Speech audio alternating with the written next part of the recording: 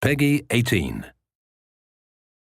Hi everyone, this is Eric Studer, Senior Design Producer at Airtight Games, and it's my pleasure to present Murdered Soul Suspect, a supernatural detective thriller that's a brand new blend on the action-adventure genre. In this collaboration with Airtight Games and Square Enix, we asked the player to solve the hardest case of all, their own murder.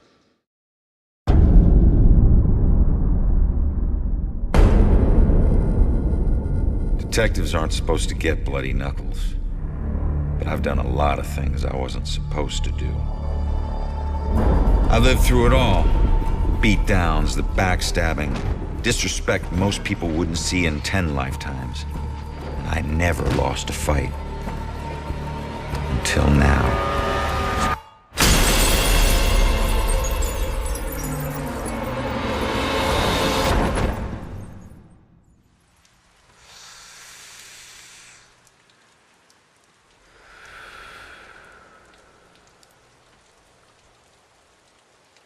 Hey man, what are you doing?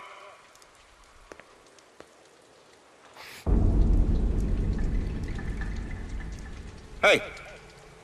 Move away from the body now! What the fuck is this? Hey, did you hear me?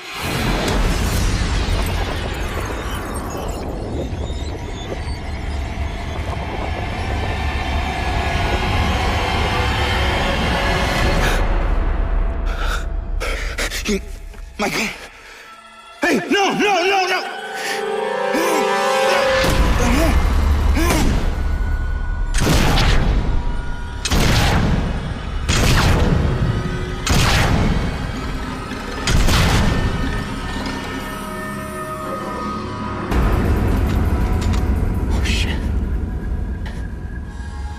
Oh shit, that's me.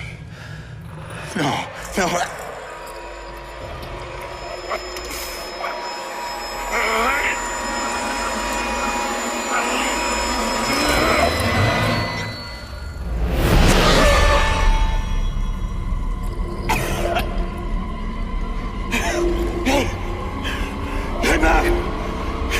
Get back here!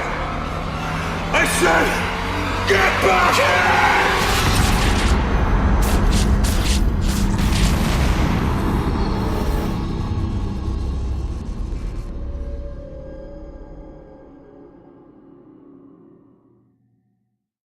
What you just saw was the untimely demise of our protagonist, Ronan OConnor. Ronan grew up on the streets, and because of that, he has a particular perspective on the world. He brings his experiences with him as he does his work as a detective with the Salem Police Department. Great idea, Baxter. Tamper with the evidence.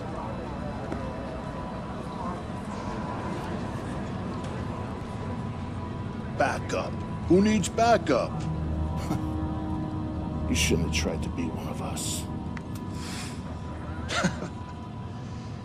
Man, you were one dumb son of a bitch. Sir? Hey, Baxter, hey! Hey, just get back to taking them statements. Come on. Yeah, I'm the stupid one. Look, this is not your scene, Lieutenant. Just pay your respects and move on, please. Yeah. Maybe it's not my scene. But it is my case. Tomorrow it'll be my case. And the next day. Until we catch him. You do well to remember that, Sergeant. Look, I'm just following Captain's orders here. You know the procedure when a family member is... Yeah, well... Take all the time you need, LT.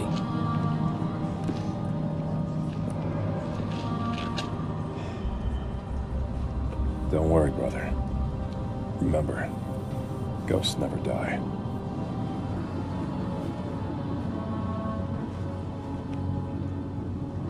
And do me a favor, Conman.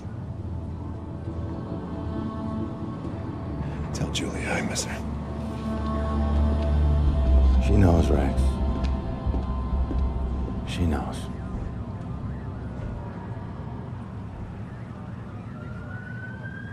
I need to get my eyes on Stewart's notebook.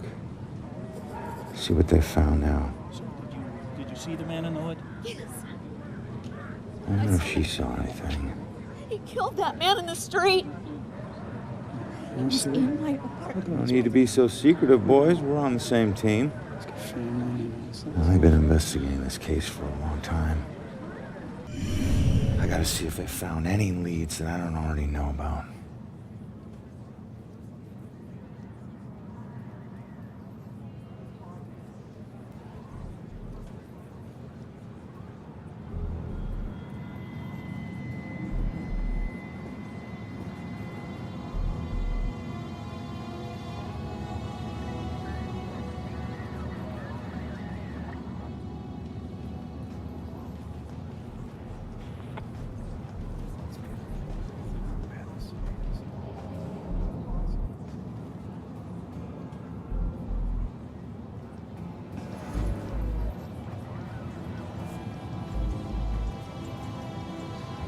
Murder takes place in Salem, Massachusetts. Salem has a very rich supernatural history, which we draw on extensively for our game. It also has that New England small town aesthetic that makes such a perfect setting for the events that occur to Ronan over the course of the game. The other stuff that you're going to see are these sort of ethereal, glow-bluing vestiges. These objects are part of the dusk, the same limbo realm that Ronan now finds himself in. When someone is murdered or suffers, the energy that they give off leaves an imprint in the dusk, which is represented in these living world objects which you see around him. Now, Ronan is capable of lots of things, like passing through most living world objects. But dusk objects actually present blockers to Ronan, so he cannot move beyond them easily. In life, Ronan was an excellent detective, and the first thing that you're going to see here is his incredible observational abilities. As I examine Ronan's corpse, I know he was shot after he fell from a fourth-story window.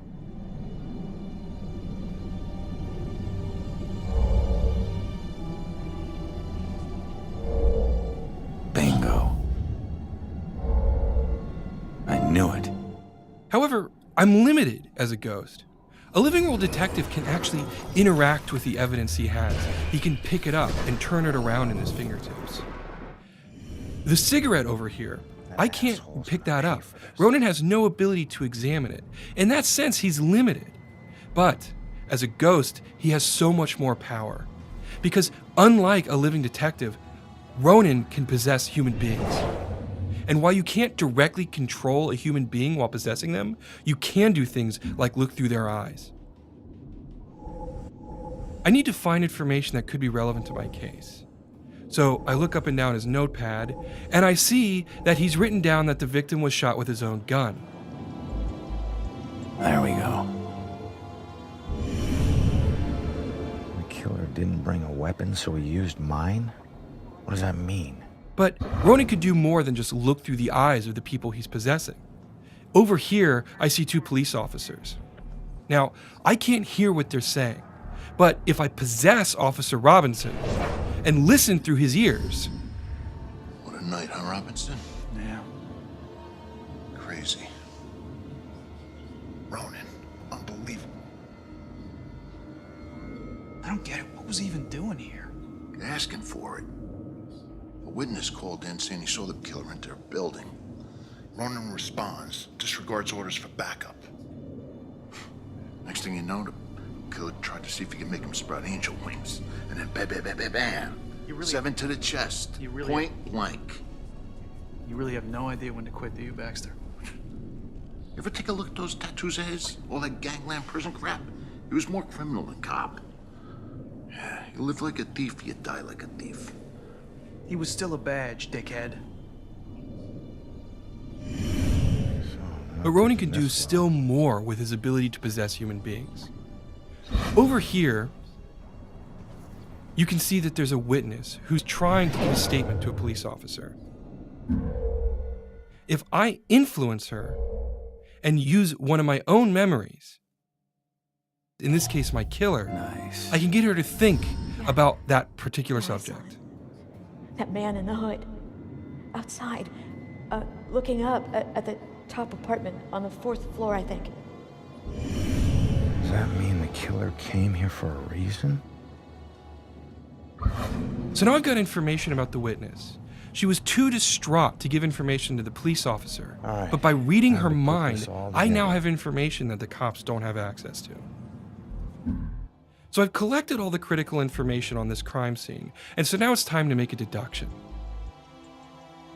In this particular version of the deduction, I need to put the pieces in the right order. So first, I need to figure out what the cops know. Well, I know a little bit about what the killer's MO was based on Stewart's notebook. Good. And I know that they know a little bit about what happened here, the events of the murder, because of the conversation. That worked. But now I need to figure out, what do I know that the cops don't know? Well, it was the mind-reading information I got from the witness. Outside. Looking up at the top apartment on the 4th floor, I think. The killer came here for a reason. But what was it?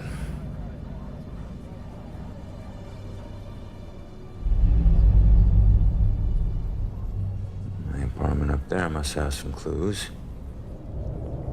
Except that's my way in, and it's closed. Fantastic. Well, here's my chance. I just need to follow Stewart into the building. So I mentioned before that Ronan could pass through most living world objects and was blocked by vestiges. But there's another thing that he's blocked by: external walls of building.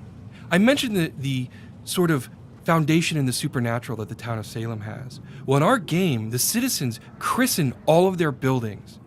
What this does is it creates a supernatural barrier that prevents spirits from entering and exiting freely.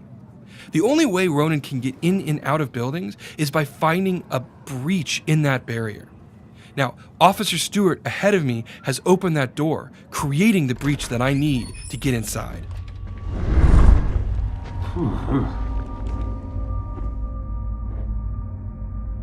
Hey, Sarge. 1019. Please return to the scene. 10-4.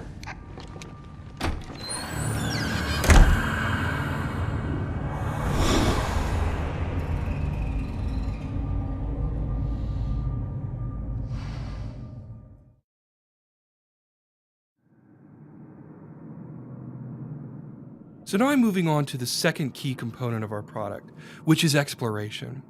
Now, as I mentioned, there's no way to pass through exterior walls without having a breach in the supernatural barrier. Interior walls of buildings don't inhibit me the same way. In fact, almost every interior wall in the entire game, Ronan can pass through freely. This opens up entirely new ways to explore the environment. So let's go ahead and move up to the second floor and continue the investigation.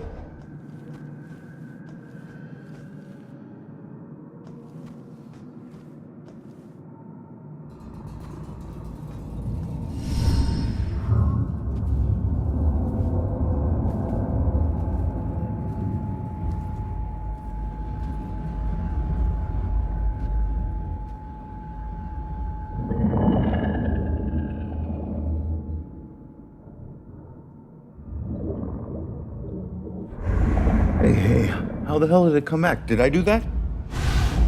Hey, come back! Great. Looks like some sort of code or something. All right, well, I better get up to the 4th floor before the police cart away the evidence. As you can see, Ronan has more power than even he is aware of. The other thing that cinematic showed you is it hints at a side quest that'll play a crucial role over the course of the game. Side quests are important in Murdered because it gives the player a chance to learn not only about the characters who inhabit this space and Ronan, but also about the town of Salem. This graffiti here, if I reveal it, it'll tell me more information about who that young girl was. Okay, so now I want to go over here and I'm going to malfunction this particular stone. Now, if it gets the attention of this young lady, which I believe it has, she's going to wander over and examine it and see what has happened. Now, in this particular case, it's a fun little bit of poltergeist. But later on in the game, that ability to in a limited capacity interact with the living world will play a crucial role in the puzzle solving of the game. This is mine.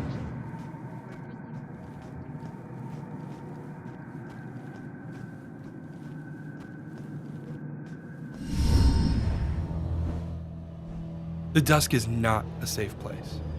What you see here is the first of several demon types that the player will encounter over the course of the game.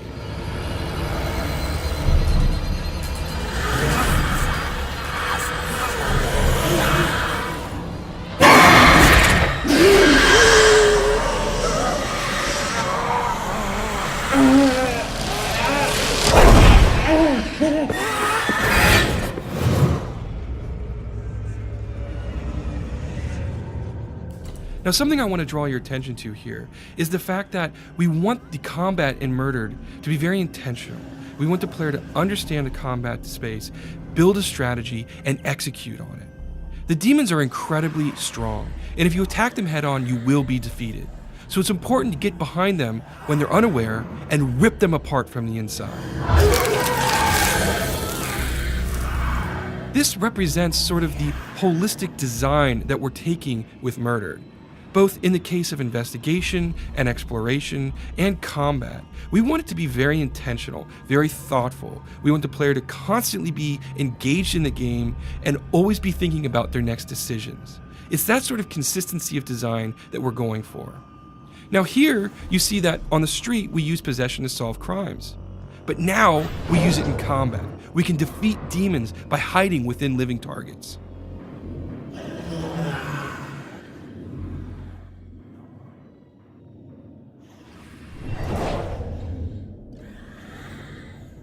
In addition to possession, the player can also use pass-through to get behind enemies, and hopefully get advantage of them when they're not expecting it.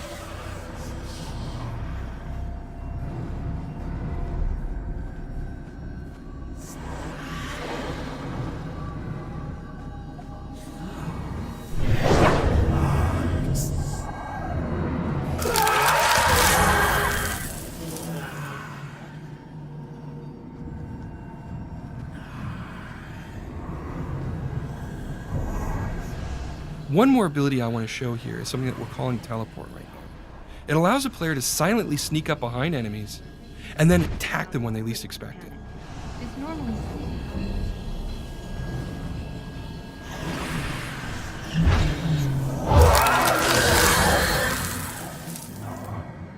These three abilities are just the tip of the iceberg. When the product ships, there's going to be plenty of strategies for the player to use to build their own path through the combat spaces. A quick note about enemies: they used to be human ghosts who have been slowly corrupted by their dusk over many, many years. Their last instinct is the belief that devouring other human souls, they can regain their own humanity.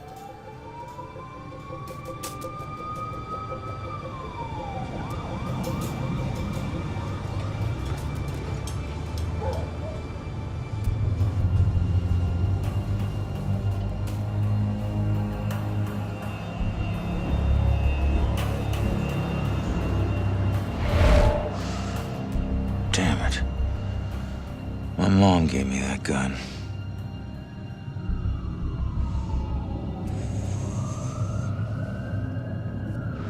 What the hell happened in here?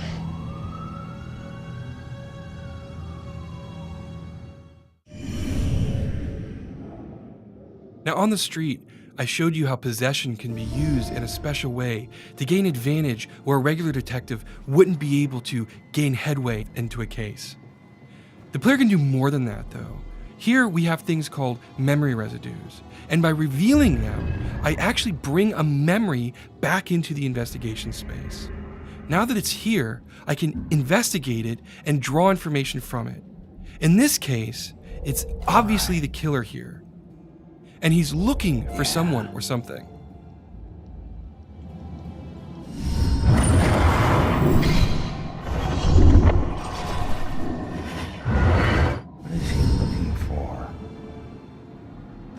Okay, so let's continue on with the investigation. Over here to your left, what you're going to see is a baseball bat. if I investigate this, I knew it. it's interesting because this is clearly a metal bat, but it was bent. And it was done recently because it's part of the crime scene.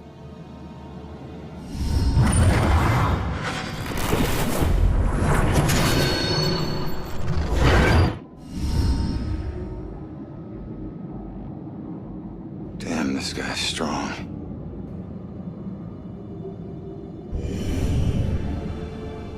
All right, so now I'm gonna make my way over and continue investigating the apartment.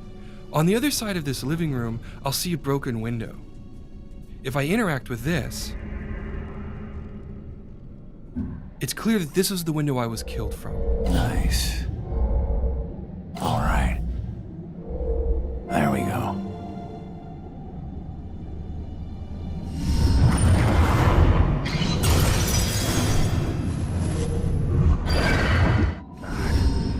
I didn't stand a freaking chance. We'll move into the bedroom now and continue the investigation. You'll see that there's another memory residue here, and if I reveal this one, I can see that there's a witness.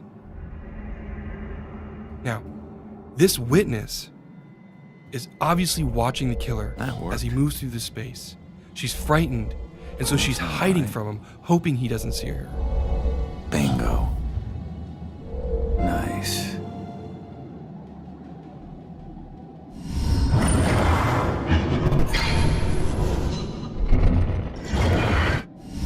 I can't believe there was a witness. The case has just taken a turn, but I don't know where the witness went, so I need to keep investigating. If I move over here, I'll see a bulletin board, and if I interact with a photo on it, I'll get a psychic imprint from it, and this will give me new insight. Father, do you have anywhere that I could stay just for a little while? Oh, of course, dear. The church is always your to help. I think we have an old adage you can stay in, for as long as you like.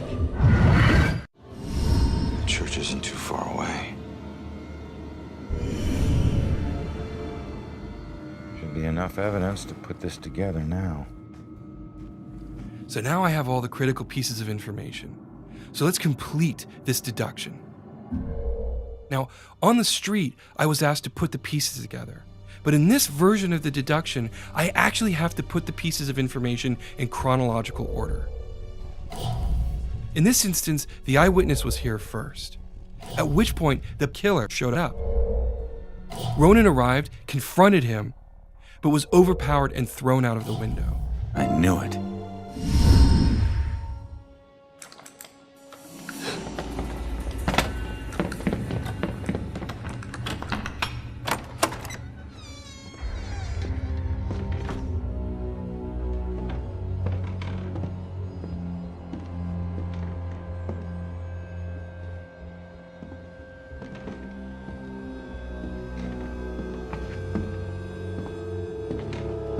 Turn around.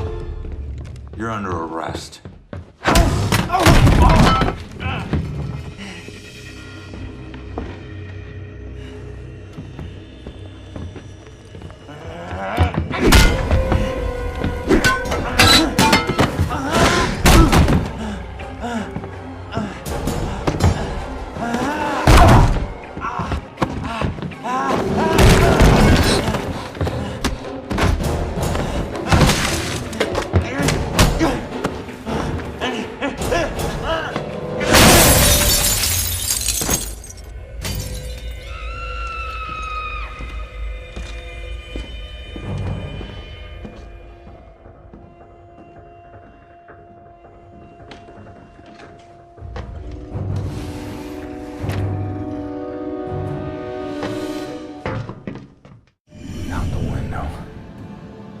Gunned me down in the street and you didn't even check for witnesses.